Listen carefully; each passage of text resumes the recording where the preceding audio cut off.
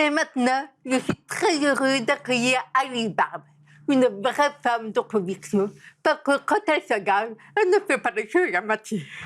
Alice a fondé une ONG pour aider les réfugiés et crée régulièrement des corridors humains pour accueillir des personnes fuyant les pays en guerre. Ce qui a fait d'elle l'objet de plus de 350 menaces de mort ou de viol. Et maintenant, Alice s'engage pour la démocratie. Tu t'es fortement engagée pour la cause des réfugiés. Et que ce ne serait pas indiscret de te demander pourquoi. Quelle est la raison fondamentale?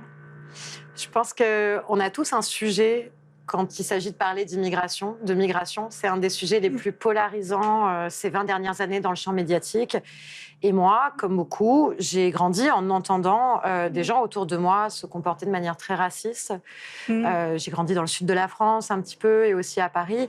Et même au sein de ma propre famille, je pouvais entendre des discours qui pouvaient être négationnistes, qui pouvaient être antisémites, qui remettaient en question l'Holocauste aussi.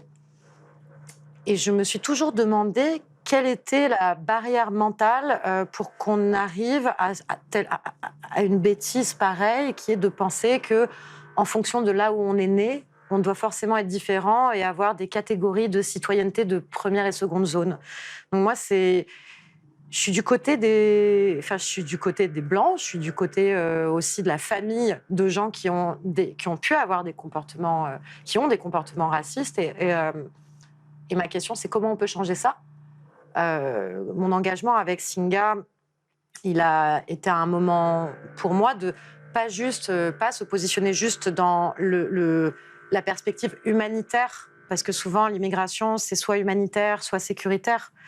C'est de se positionner pour dire, OK, c'est pas le monde dans lequel j'ai envie de vivre et je veux créer le monde dans lequel j'ai envie de vivre. Un monde dans lequel on se rencontre, on fait des choses ensemble et la nationalité, l'origine n'est pas une barrière. Et d'ailleurs, comment vous avez fait avec Singa, cette ONG que tu as créée? Comment tu as... Co-créé, co-fondé. C'est important parce c'est une histoire d'amitié aussi, avec Nathanaël Moll et Guillaume Capel. On avait 25 ans. Et c'est une Italienne? On était assez jeunes. Moi, je me suis retrouvée directrice, manager d'une ONG très jeune. Du coup, j'ai fait toutes les bêtises possibles et imaginables. Bon, ça ne t'a pas traumatisé plus que ça, apparemment. On apprend en marchant. Évidemment. Mais c'était effectivement pas simple. En fait, il n'y a pas d'école de l'entrepreneuriat. On t'apprend pas à être entrepreneur et encore moins entrepreneur social ou manager, mais sur des sujets qui sont aussi polarisants que celui de la migration. Singa, c'est une organisation qui vise à changer le regard autour des personnes migrantes et réfugiées, autour des nouveaux arrivants, autour de la migration, à travers le lien social, donc des gens qui se rencontrent, des locaux qui rencontrent des nouveaux arrivants, sur la base de leurs points communs, de ce qu'ils ont envie de faire ensemble, sur la base de la création de projets ou de la cohabitation. On a une plateforme d'accueil chez l'habitant, j'accueille.fr. Et on a aussi des incubateurs en Europe autour de comment on accompagne l'entrepreneuriat autour de la migration, tant des personnes réfugiées que des locaux qui veulent innover sur ce secteur. Et d'ailleurs, actuellement, j'ai le sentiment que quand même l'immigration devient de plus en plus un sujet politique. Est-ce que je me trompe? Ça fait 20 ans, même plus, que l'immigration, ça devient un des sujets les plus crispants et polarisants en France. Je pense qu'il y a l'islam, l'immigration, le féminisme, sur les sujets de crispation identitaire très forte. Mais pourquoi? Qu'est-ce qui se passe? La question de l'autre et la relation à l'autre, ça a toujours été un sujet. Mais le mot réfugié, c'est vrai qu'il a évolué dans sa sémantique. Quand on tape réfugié sur Google Images, on va voir plein d'images de gens en souffrance, dans des bateaux, une forme de... On va pas être attiré, en fait, par ces images. Alors que, au XVIIIe siècle, la définition du mot réfugié, c'était ces génies qui sont allés livrer leur créativité à nos ennemis. C'est la définition dans l'encyclopédie de Diderot et d'Alembert, à l'époque où l'édit de Nantes a été révoqué et que les protestants français ont fui pour trouver asile en Allemagne. La définition a changé, le terme est de plus en plus négatif. Le pourquoi, j'ai pas forcément la réponse absolue à ça. Je pense qu'il y a plein de facteurs, mais je crois que ça fait partie des sujets qui aujourd'hui fragilisent beaucoup nos démocraties. Et on a plutôt intérêt à faire très attention à nous protéger de ce qui nous divise. D'accord. Et donc, concrètement, aujourd'hui, comment pouvons-nous, à notre petit niveau de citoyen, changer notre regard justement sur ce sujet que nous connaissons assez mal finalement? C'est incroyable que tu dises ça parce qu'on parle de migration et de réfugiés tout le temps dans les médias. Les Oui, images sont prépondérantes. La question derrière, c'est tout le monde parle de réfugiés, tout le monde a un avis sur la migration, mais qui a véritablement des amis, des connaissances, qui sont elles-mêmes des personnes réfugiées, des personnes qui sont arrivées en France, qui ont fui la guerre? Pas tant que ça. Il y a très très peu de Français qui ont des amis, des proches, des collègues qui sont réfugiés. Donc déjà, si on crée ce lien sur un pied d'égalité, pas un lien qui est uniquement bénévole, qui va donner des cours de français, mais mmh. des vrais liens, et que ce soit dans l'entreprise, par l'embauche, par la formation, par l'alternance, ou tout simplement à toutes les échelles de la vie sociale et de la citoyenneté, ben là, on pourra changer le narratif qui est négatif sur la migration. Mais d'ailleurs, parlons de citoyenneté. Mmh. Si j'ai bien compris, tout est lancé dans un nouveau projet qui est l'Académie des futurs leaders. Mmh. Et ça serait pour former les leaders politiques de demain. Mais alors, quelle est la différence entre ces leaders que tu formes et les leaders politiques d'aujourd'hui? On a créé l'académie avec 3 constats. Le premier, c'est qu'il y a énormément de personnes aujourd'hui qui se bougent. Il y a des entrepreneurs sociaux qui font vraiment grandir et transforment notre économie. Alors, on n'est pas sur du massif, malheureusement. Le capitalisme est encore cassé, mais il y a beaucoup de gens qui essayent de le réparer.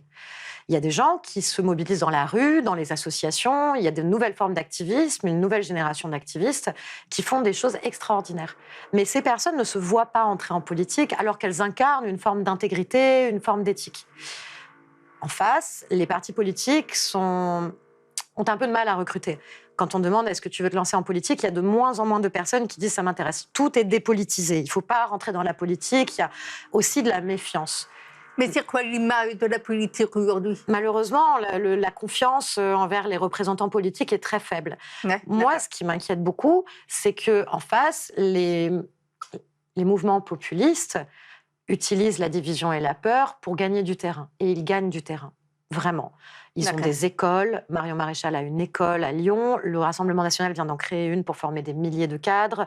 En Allemagne, ils ont des crèches pour enfants. Il y a des camps de vacances, des éditeurs. Ils prennent vraiment du terrain sur une forme de bataille des idées.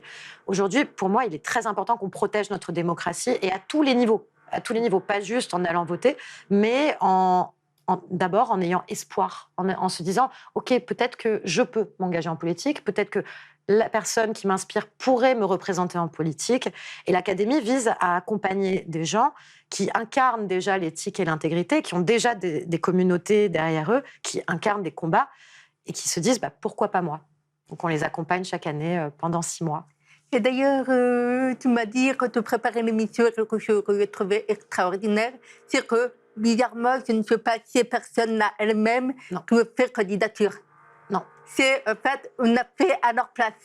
Exactement, on recrute sur la base d'un processus de nomination. Donc, on reçoit entre 200 et 300 nominations par cohorte. Donc, il y a des personnes qui vont prendre le temps d'écrire ça peut prendre jusqu'à 1 heure ou 2, pour recommander les personnes en lesquelles ils ou elles croient. Donc, là, à partir de là, ça plante une graine chez les personnes qui sont nominées. Parce que même si elles disent « c'est pas pour moi, je vais pas y aller », ça plante la graine de se dire « ok, il y a des gens qui croient en moi derrière Oui. et qui veulent que j'y aille ». Et la plupart du temps, les personnes qu'on sélectionne après les jurys n'étaient pas au courant qu'elles étaient nominées, n'avaient pas demandé à des amis de le faire. Et ça, c'est assez symbolique, c'est parce que tu peux être nominé par tes parents, ta communauté, tes amis, mais même des gens que tu ne connais pas et que tu n'as jamais vus et qui te voient dans les réseaux sociaux ou dans les médias. Et alors, concrètement, qu'est-ce que vous trouvez dans cette école? Déjà, c'est une école sans critères, si ce n'est d'être nominé et d'avoir un impact social, environnemental ou sur la démocratie.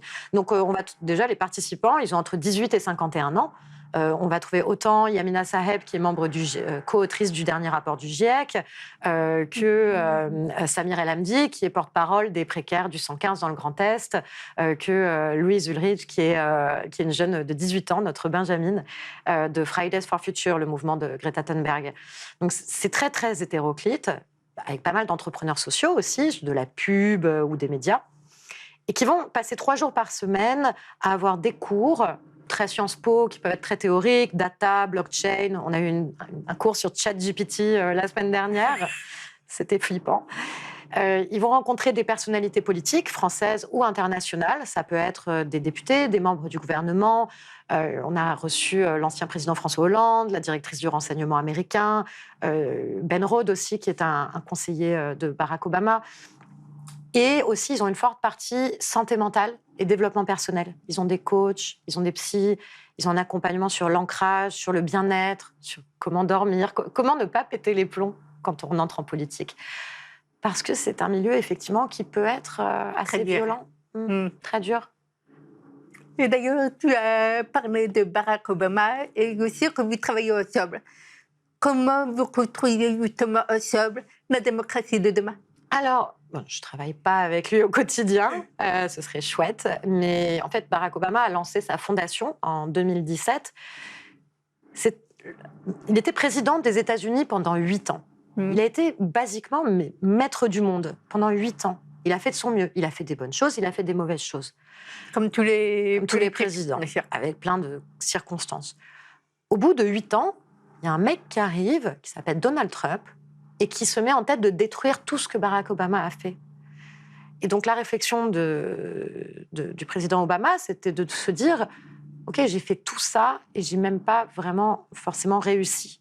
Donc si je peux insuffler à des jeunes activistes, entrepreneurs sociaux, à des jeunes aussi qui se bougent, si je peux insuffler l'envie de faire changer les choses et de se battre pour la bonne cause, là, j'aurais peut-être réussi. » Donc, il a monté sa fondation, la Fondation Obama, qui, chaque année, va sélectionner des personnes qui se battent, qui font la différence sur tout un tas de sujets pour la démocratie, pour le climat, etc.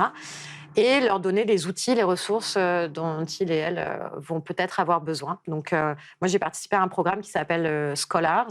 C'est une bourse à Columbia University où j'ai passé 1 an avec les anciennes équipes de l'administration américaine, des profs de Columbia, à me former, pas qu'à la politique, mais aussi au community organizing, et peut-être à la stratégie, à la prise de parole en public. C'était une boîte à outils. D'accord. Merci beaucoup, Alice, pour tous ces éléments. Et c'était vraiment très, très inspirant. Merci Virginie. C'est la fin de cette émission. J'espère que vous avez passé un joli moment. Et à très vite pour la suite.